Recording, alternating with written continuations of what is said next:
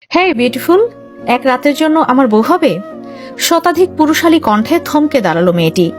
ধুকপুক বুক নিয়ে পাশ ফিরে চাইল। কোথায় যাচ্ছ সুন্দরী? মেয়েটি ভয় ভয়ে বলল, পথ ছাড়ুন প্লিজ। এখনো ঠিকঠাক করে কিছু ধরলামই না, আর ছাড়ার কথা বলছো? পাশ থেকে হুহা শব্দের হাসির রোল পড়ল অমনি। লজ্জায় মাথা নুয়ে নিল বেচারি। রাস্তায় ফুটপাত ঘেঁষে দাঁড়িয়ে আছে একটি কড়কড়ে লাল রঙের জিপ। পাশেই আরো ৮-১০টা মোটর বাইক রাখা। প্রত্যেকের চকচকে নজর সেদিকেই। মেয়েটি গুটিয়ে গেল। অস্বস্তিতে চৌচির হলো ভেতরটা। তরবর করে হাঁটা দিতেই আচমকা লাফ দিয়ে সামনে এসে দাঁড়ালো শাফিন। বুক ছ্যাদ করে উঠল তার। পাখির মতো দুই দিকে দুহাত মেলে দিল শাফিন। একটু সামনে ঝুঁকে শুধালো। শাফিন বলল, ফোন নাম্বারটা দাও না বেবস, শুধু রাতে একা একা লাগলে কল করব, আর কিচ্ছু না। মীরা চেঁচিয়ে বলল, সাথে বোন থাকলে তারটাও নে, আমাদেরও তো একটা অধিকার আছে তাই না? ফের সশব্দে হাসলো সকলে। সমস্বরে জানালো, হ্যাঁ হ্যাঁ ঠিক। বিমর্ষে মুখে এক পল চারপাশে দেখলো মেয়েটা। ছোট ছোট চায়ের দোকান, সবজি ভ্যান, কত লোকজন আশেপাশে, কিন্তু না, এলো না কেউ। এক একজনের অভিব্যক্তি এমন যেন ব্যস্ত খুব। হতাশ হয় সে। চুপচাপ পাশ কাটাতে গেলে ফের বাদ সাধল শাফিন। দুষ্টু হেসে বলল, এভাবে অবজ্ঞা করে যেও না সুন্দরী, দিল মে চোট লাগতা হে। ও উত্তর করল না। এলাকার নাম করা বখাটের গ্যাং, যত কথা বাড়বে ততই বিপদ। নীরবে পা বাড়ালো। তুরন্ত বুকের ওড়নার এক মাথা টেনে ধরল শাফিন। চমকে থমকে দাঁড়িয়ে গেল মেয়েটা। শাফিন কপট রাগ দেখিয়ে বলল, এত ভাব দেখাচ্ছ কেন? ফোন নম্বর না দিলে আজ যেতে দেব না। এতক্ষণের শান্ত মেয়েটা বদলে গেল অমনি। পেছন ফিরে শক্ত গলায় বলল, ওড়না ছাড়ুন। শাফিন শুনল না, উল্টে এক ঝটকায় সম্পূর্ণ ওড়না লুফে আনলো মুঠোতে। স্তব্ধ মেয়েটা লজ্জায় মাটিতে মিশে যায়। পরপরই চেঁচিয়ে ওঠে রাগে, অসভ্য ইতর জানোয়ার কোথাকার! রাস্তাঘাটে মেয়েদের ওড়না ধরে টানতে লজ্জা করে না? এত ওড়না ধরার শখ যখন, বাড়ি গিয়ে নিজের বোনেরটা ধর। শাফিনের শয়তানি হাসিটা দপ করে নিভে গেল অমনি। খোলা রাস্তায় এত বড় অপমান! হতবাক চোখে নিজের দলবলের দিকে চাইল সে। সবগুলো হতবম্ব বিস্মিত। ও নাক ফুলিয়ে বলল, কি বললে তুমি? মেয়েটার ভয় যেন কোথাও উবে গেছে। নির্ভীক চিত্তে বলল, যা বলেছি শুনেছিস না? ওড়না দে আমার। শাফিনের চোখ কপালে, তাকে তুই তো কারি। বিহল বনে বন্ধুদের পানে চেয়ে দেখলো ফের। গজগজিয়ে অভিযোগ করলো, দেখলি বিট্টু, তোর সামনে এই মেয়ে আমাকে কি সব আজে বাজে গালাগালি দিল, তুই তো কারি করলো, কিছু বলবি না? ওপাশ থেকে কোনো উত্তর এলো না। জিপের বনেটের ওপর তখনও নির্বিকার চিত্তে শুয়ে রইল ছেলেটা।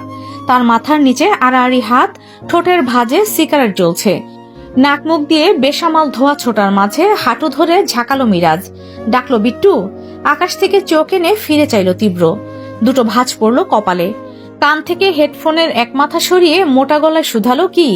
মিরাজ সামনে ইশারা করলো। ঘাড় ঈষৎ বেঁকে এলো তীব্রর। পাশ ফিরে তাকাতেই বুঝলো যা বোঝার। শোয়া থেকে উঠে বসলো সহসা। দুদিকে ঘাড় ভাঙতেই মটমট করে শব্দ তুলল নাজুক হাড়। লাফ দিয়ে জিপের ওপর থেকে নেমে দাঁড়ালো তীব্র। মাথা ভর্তি বাদামি চুল কিঞ্চিত দোল খেলো হাওয়ায়। পোড়া ঠোঁট থেকে সিগারেটটা টেনে নিয়ে জুতোয় পিষল তীব্র। সানগ্লাস খুলে পকেটে ভরতেই বেরিয়ে এলো বিলাইয়ের মতো ঘোলা দুটি চোখ। রোদের তুখর তাপে কাচের ন্যায় জ্বলছে তা। মেয়েটা ঘাবড়ে যায়। আশপাশ দেখে একটু সাহায্যের আশাতে। ততক্ষণে তীব্র সামনে এসে থেমেছে। সিগারেটের কড়া গন্ধে শ্বাস আটকে এলো তরুণীর। উল্টো পাশ থেকে শাফিন হড়বড় করে বলল, এই মেয়ে আমাকে জানোয়ার বলেছে, তুই তোকারি করেছে, আরো অনেক গালি দিয়েছে দোস্ত, একটা বিহিত কর। তীব্র সরু চোখ মেয়েটির ওপর বর্তালো। চুইংগাম চিবোতে চিবোতে এক ঝলক দেখলো ওকে। স্থূল কণ্ঠে শুধালো, গালি দিয়েছিস? হ্যাঁ। উনি কেন আমার ওড়না ধরবেন? ওনার জন্য আমি শান্তিতে এই রাস্তা দিয়ে হেঁটে কলেজে যেতে পারি না। আচ্ছা, আপনাদের লজ্জা করে না এইভাবে রাস্তায় বসে মেয়েদের বিরক্ত করেন? ভালো কোনো শিক্ষা পাননি পরিবার থেকে? শশব্যস্ত দাঁড়িয়ে গেল সব। আরমান ফিসফিস করে বলল, খেয়েছে রে, বিট্টুর সাথে বেয়াদবি, এই মেয়ের কি হবে? তীব্র দুই ভুরু উঁচিয়ে বলল, তুই আমাকে শিক্ষা শেখাচ্ছিস? আমাকে? মেয়েটার মুখ শুকিয়ে গেল। আমি আমি তীব্রর দুর্বোধ্য হাসলো। ওই হাসিতে পিঠ বেয়ে একটা ঠান্ডা স্রোত নামলো তার। এইরকম পৈচাসিক হাসি শাফিনের ঠোঁটেও। এইবার এই বেয়াদব মেয়েটার একটা হ্যাস্তন্যস্ত হবে। তীব্র চোখ বুজে ঠোঁট কামড়ে চুলে হাত বোলালো। আচমকা চাইলো ঝট করে। দৃষ্টির হিমেই যেন জমে গেল মেয়েটা। অন্তরাত্মা শুকিয়ে পড়ে রইল কোণে। অথচ কানে এলো বরফের মতো ঠান্ডা কিছু শব্দ। বাড়ি যা। এই কথা অপ্রত্যাশিত। প্রচন্ড গরমে হঠাৎ ধেয়ে আসা কালবৈশাখী দেখার মতো আশ্চর্য বনে চাইল সে। জজি! তীব্র খ্যাক করে উঠল। কান খাটো, যেতে বলছি না, যা। বাজখাই ধমকে কেঁপে উঠল বেচারি। ওর ওড়না এখনো শাফিনের কাছে। সেই ছেলের হাসি ততক্ষণে শেষ। ফ্যাল ফ্যাল করে চেয়ে আছে শুধু। বিট্টু এটা কি করছে? তীব্র হুকুম ছুড়ল তখনই, ওড়না দে। গোমরা মুখে ওড়না দিয়ে দিল সাফিন।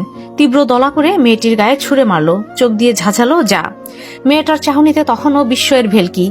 যেতে যেতে কয়েকবার পিছু ফিরল সে, অবাক হয়ে দেখল দীর্ঘদেহী বখাটে এক যুবককে। সাফিন মুখ কালো করে বলল, ওই মেয়ে আমায় গালি দিল আর তুই কিছু না বলে ছেড়ে দিলি? তীব্র কাঠখোট্টা জবাব দেয়, বিরক্ত করছিলি ভালো কথা, ওড়না ধরলি কেন? ও মিনমিন করে বলল, উত্তেজিত হয়ে পড়েছিলাম। তীব্র দাঁত খিচে বলল, এটা রাস্তা, না হলে থাপড়ে তোর দাঁত ফেলতাম এখন আমি কি করেছি? পুরোটা শোনার ধৈর্য নেই তার। লম্বা পায়ে এসেই এক লাফে তার বনেটে উঠে বসলো, পায়ের উপর পা তুলে ফের সিগারেট বার করলো। সেকেন্ড কয়েকে হাতের তালুতে ফুলকি তুললো ম্যাচের কাঠি। খুব নিখুঁত ভঙ্গিতে সিগারেটের মাথা ধরালো তীব্র। আশেপাশে সব গোল হয়ে দাঁড়িয়ে আছে, 4 জন বন্ধু, বাকি সব অল্প বয়সী ছেলে। সব হা করে দেখছিল তাকে, যেন নেতা ভাষণ দেবে আর টুপ করে গিলবে সবাই। তীব্রর চাউনি আকাশের জ্বলন্ত সূর্যটায় নিরুৎসাহিত বলল, দুনিয়ার সব থেকে দুর্বল জিনিস হচ্ছে নারী। অল্পতে কাঁদবে, ভয় পাবে। এদের বিরক্ত করে ভয় দেখিয়ে মজা নেই।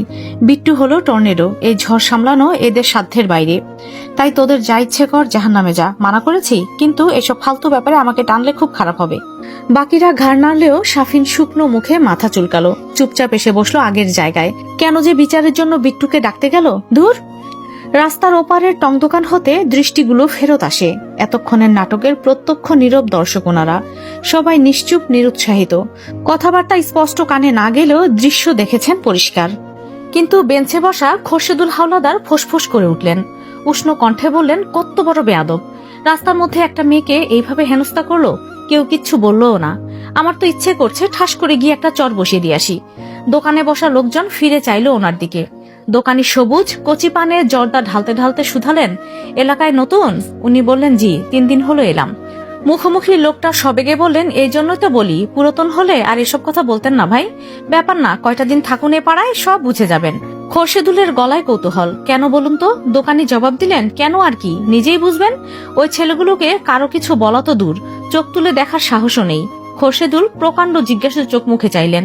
তিনি নিজেই বললেন, এই যে 7-8 জন দেখছেন, এরা হলো একটা গ্যাং, বিট্টু মাস্তানের গ্যাং। শুধু এরা নয়, আরো আছে দলে। দিনের বেশিরভাগই রাস্তায় এখানেই বসে, মেয়েদের উত্ত্যক্ত করে। প্রতি মাসে এলাকার সব দোকান থেকে চাঁদা তোলে, দিলে ভালো, না দিলে আন্দাজ করুন কত দোকানপাট যে ভেঙেছে।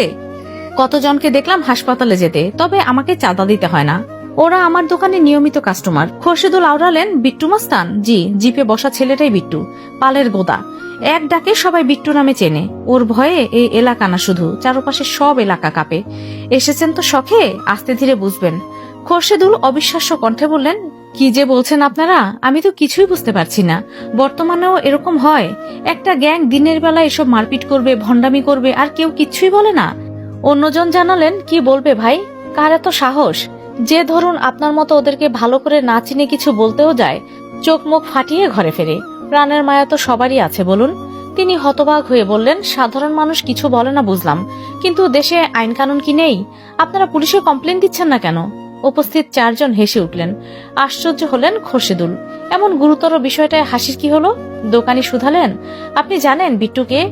খোরশেদুলের চোখ মুখে আগ্রহ। তিনি বললেন, ও হলো স্বরাষ্ট্রমন্ত্রী জামশেদ তালুকদারের ছেলে।